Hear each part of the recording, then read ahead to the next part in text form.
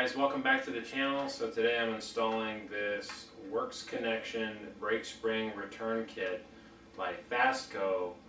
The part number on this is 36-136, and basically this just is going to help you adjust the feel on your rear brake.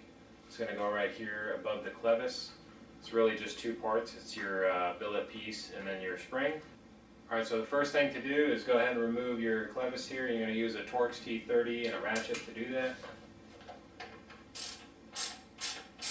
So now you can go ahead and remove your actual clevis. Alright, so I've got my 10mm here and I've got my pair of channel locks. I'll go ahead and use this to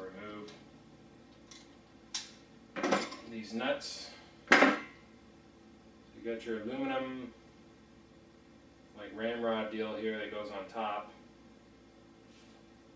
Go ahead and remove that. Remove your lower jam nut.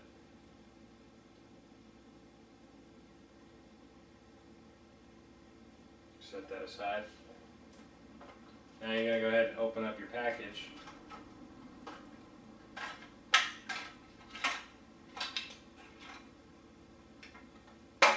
Set that aside.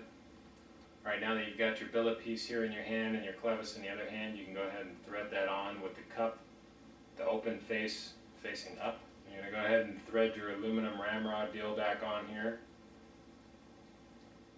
Now what you can do is you can go ahead and put your spring on.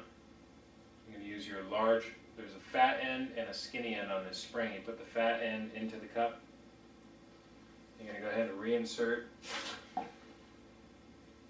the ramrod up into the rear brake, and you hold on to that with your left hand and then go ahead and get it started with your right. And you can go ahead and take your T30 and get this started.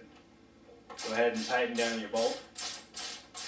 What that's going to do now that you've got that installed is going to get you a much better return so that you're not dragging your rear brake, which can happen if this were to get stuck. So go ahead and feel that out. You can adjust it up or down however you like, but I think all the way down with that amount of spring pressure is probably good. I'll have to ride it and see how it feels. Thanks for watching, guys.